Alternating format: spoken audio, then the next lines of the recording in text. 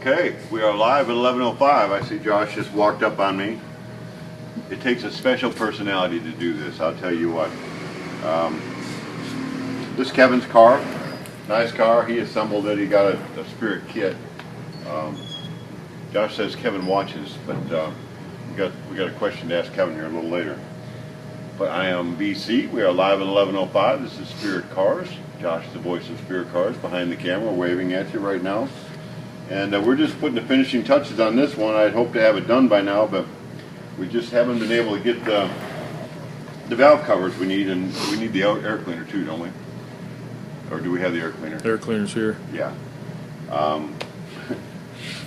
We ordered it from a couple other places, and they all, it says they have it on the website and all, and then you get down to it, it's like they're probably waiting for the same slow boat from China that we are, so.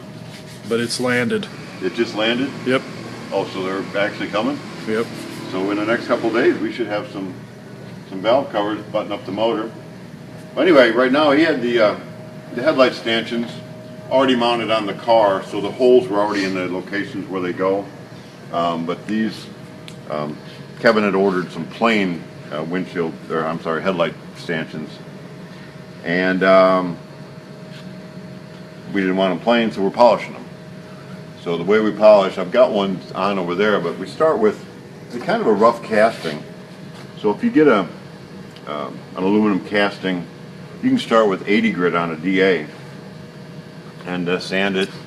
You'll have a casting line on there, and it'll be pretty rough. So we start with 80 grit, and then we go ahead to a 180 with the DA still, and then we go to 220 still on the DA, and then we go to a 600 with a wet sand, and then there's 1,000 wet sand, and there's a 1,500 wet sand, and then we go to 2,000 wet sand.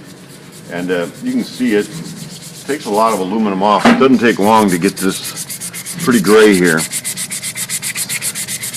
So the goal is, if you've got 80 grit sandpaper or sand scratches, when you go to 180, sand it so the deepest scratch you have is a 180 scratch. So you want all them 80 scratches out. The same with 320, and it's kind of hard to tell when 600 to 1,000 don't seem that much different, and then 1,000 to 1,500 and 2,000 is almost like there is no grit. But definitely it almost gives you a little bit of a color change. And by the time you're at 2,000, you're pretty close. It almost looks polished. So anyway, we've got that. Fitted these up, and we ran the wires in the frame here, so they're coming up already. Spirit frame is 3/16 thick, so it's plenty thick to drill and tap. So we drill and tap, and I've got, here we go,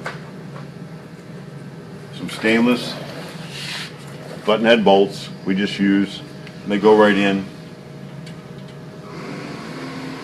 Plenty good. I would highly recommend make the investment. You probably won't use very much of it, but get some anti-seize. Whenever you're using stainless bolts and nuts, they have a tendency to want to gall, and if you ever gall one and they will not come out, and it will be a big pain in the butt. So I've got this side installed over here. Like I said, I put the anti-seize on it. I don't even know what brand it is. I mean, we've had this for years, but it's just put a little dab of that on it. It helps to go in, and it really keeps the the stainless steel from galling. What will happen when we go ahead and install the headlight, we'll pull these wires up out of here into the bulb. Now you don't have a lot of room to pull these wires. We're going to have a turn signal. We're going to change these out, and there'll be a turn signal in the bottom, LED turn signal, and the headlight, high beam, low beam. So I've got the turn signal, your high beam, low beam, and since you don't have so much room to put these wires through, we'll actually use the ground, and we'll ground it in the housing itself. So these wires will pull up in there, and these will come up through that hole into there, but I can stick these down and you can get an idea of what it's going to look like. A lot of times somebody will use a chrome headlight housing, but this is painted, and it's going to look really cool there. I like that. So we'll finish these up here today, and I'm kind of waiting on y'all, the viewers, to show you this. Pretty simple. Pretty straightforward. Again, 3/16 is plenty good to drill and tap. We do a lot of drill and tapping on our frame. So we got that. We'll finish this other one up. I've already got the grill shell fitted. You can see I've got the holes here. It's over in the paint booth, but we may just do some more of this on Monday. Finish up some of the. I got to put the gas pedal in, so we may install that Monday and show you how to do that. But what I really want to show you, we're finishing up the back here, and this is a question for Kevin. We have a couple of these. We have a whole case of these or two, don't we? It's an aluminum piece that will bend barely, but not. So if you carefully bend this without breaking it, but good chance you're going to break it. So here's why I said that. I've got two options. I can put it up on the body here, but you can see there's just a little bit of a curve here. And I don't like that gap there, and the license plate would be easy enough to bend around. So do we want it up here, or do we want it down here hanging? So we've done it both ways, and I'm not going to say which way I like best, but either way it'll work fine. This one happens to have a light and a third brake light, so we're going to have a third brake light. So we're going to install that here, hopefully in a little bit when Kevin calls back and lets us know, or emails. Now we've got LED lights here. These are flush mount, real nice. Drill a hole both from behind. When you mark something like this, I would just recommend take a piece of tape and put across there. You need, wide thing, 2-inch tape, or I put a piece of 3/4 inch tape. I pretty much knew where I wanted it. Went from one end to the other, measured from the bottom to the top. On this particular one, it was fairly easy. I was able to use my gasket for a pattern for these holes, because they've got to be pretty close. If you're off very much at all, you won't get them in. So I just put my first one up there where I wanted it, marked the center hole. Then since I had tape across there, I measured from the end here to here, went on that side, marked my center hole, and then I went ahead and centered the hole in the gasket onto my mark. Then I marked the left and the right side where I would bolt it in. Did the same over here. Just measured from here to here on a couple places to make sure everything looks pretty good. It does. So we've got our tail lights in there. LEDs have come a long way. The old 1157s or 1156s, if it was just a backup light or something, were not that bright, and especially if you use the old we'll say 39 tail lights or something. It's just, they weren't that bright, and the LED stuff is bright. I mean, it's bam. You can see if your brakes come on or if your lights are on. You're not wondering if it's just the sun shining into it and a reflection. I would say they're all made in China. I don't know of any company. Is there any company that you can think of that makes LED lights? It's the fact of the world, and they all come from there. And for some reason, there is no consistency in what these wires mean. I would not take for granted if you get a light, whether it be from, I'm not even going to mention names of the brands, but if you get a light, black does not necessarily mean that it's ground. Red don't mean that it's positive, or white don't, or yellow. So research best you can, and this one we were able to go online and get a PDF out of, and it tells us which is which, and this one happens to be black is ground, and you got turn signal and brake, and then you got the running light. If you cross these up, and this is one with a circuit, you will blow out an LED light just like that sometimes.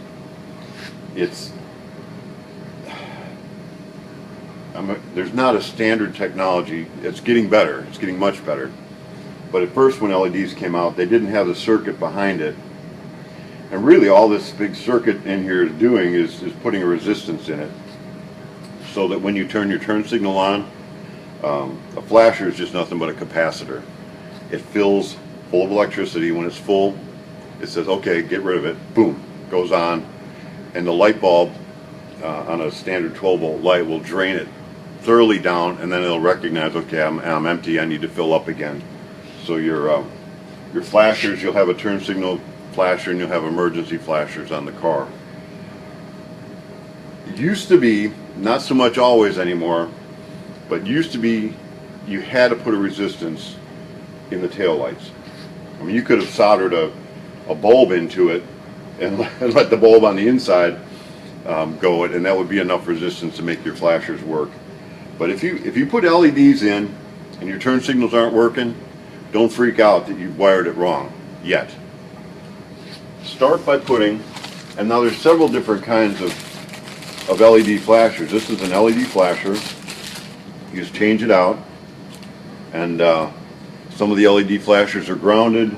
There's several different types. I would just, whatever type you get, again, you can probably pull a PDF off a line, and if you don't understand a schematic, call whoever you bought it from and they can probably say hook this wire to that and this one to that, and it's not that big a deal. Don't let wiring freak you out. Make sure your grounds are good, and if you're not flashing, if it's not working, definitely check the flasher first. Now the more modern ones, when you see a circuit board on the back of it, generally that's going to do what this is going to do. So you probably won't need to change out your flasher. You can use a regular flasher, put this in, it's probably going to work, and it's just one of them things you just always got to mess with a little bit maybe. So there we are. Tail lights, I like them. He chose these, what do you call it, cat eyes, or what are these called? Yeah, cat eyes. Cat eyes. So it's a cat eye tail light, not any particular car, but it's just a cool hot rod tail light. We talked about the gas tank several times ago, and about the gauge itself. And if you remember, this was a lot longer, and this was not attached here, and this was a lot longer, and I cut it off. So when I cut it off, it left this gap in there, so I just welded the bottom so it's not loose. You got some screws on here. This is a Dolphin gauge. That's one that we use here at Spirit. So you can loosen these screws here and move this up and down. Now this gas tank is 8 inches deep. So what I did, I measured from the bottom where this is going to go in the gas tank, and I don't need to measure down here, but this is a little shorter than the gas tank. So if I'm 8 inches, or it was 10 inches I think, I went 10 inches from the bottom of here, or half of 10, it's 5 inches from the bottom of here to the center of here.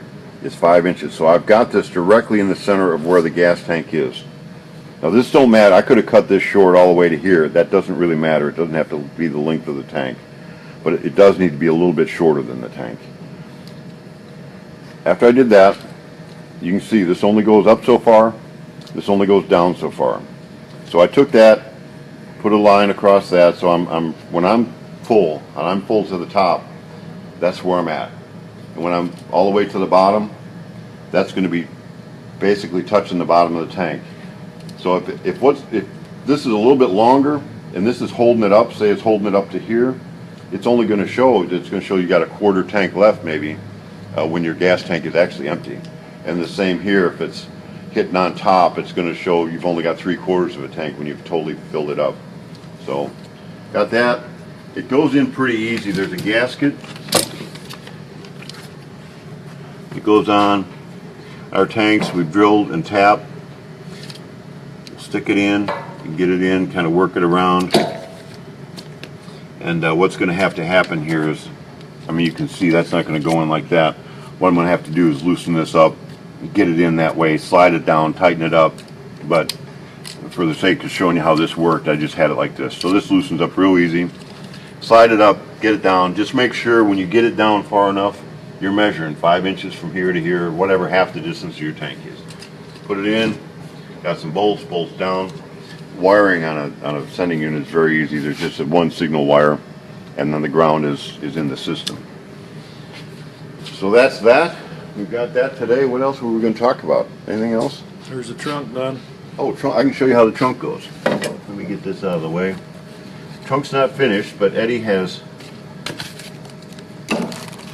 put it in. I really tried to get Eddie to be on camera. He's pretty good on camera. We've had him a lot of times. He said, no, just talk about the hillbilly that likes to go fishing and play cards on Thursday nights.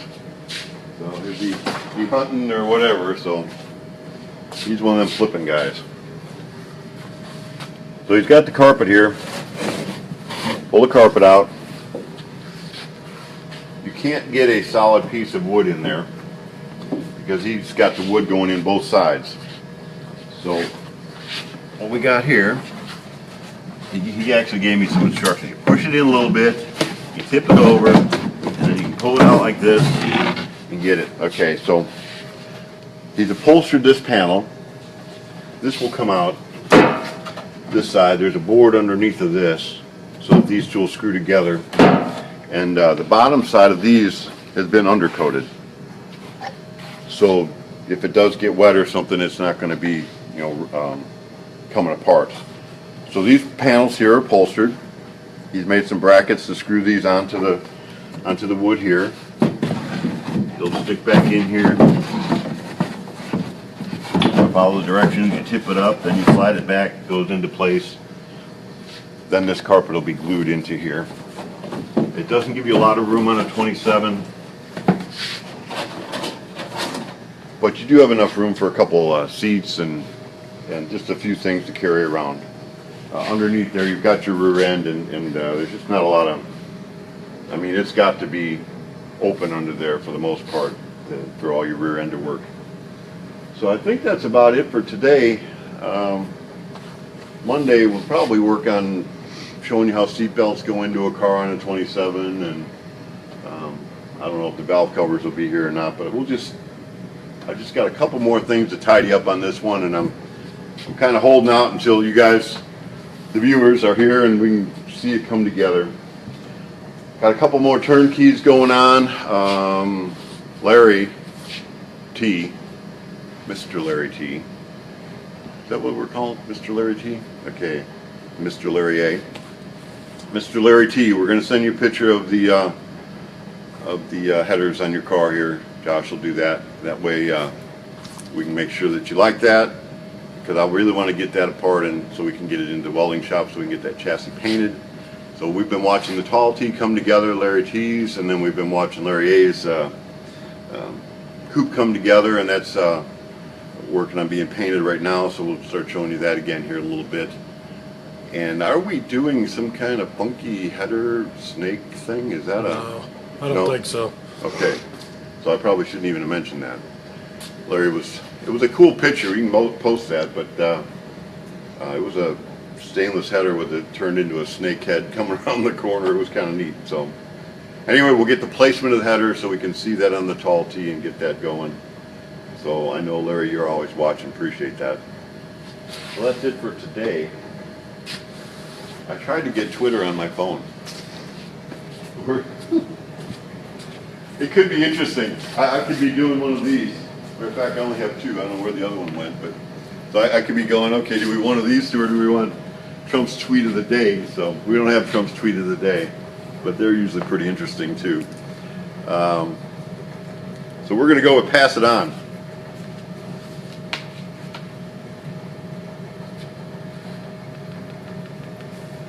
Okay, invest in people. Life is a two-way street, not a one-way runway. So that's good. Invest in people. That's what we try to do. And anybody that works here is part of the Spirit team. You may be building your first car. You may be building your 10th car. It's about a relationship. It's about the experience. It's not about look at me because of what I have. It might be you want to invest in your grandchildren or your son or daughter, and it's not just the investment of time of showing what you know how to do and learning how to build a car, but it's the investment of the relationship. So I like that one. I like that one a lot. It's Friday, isn't it? Yes. So we won't see you tomorrow. We won't see you Saturday, but we will see you Monday. Have a good day.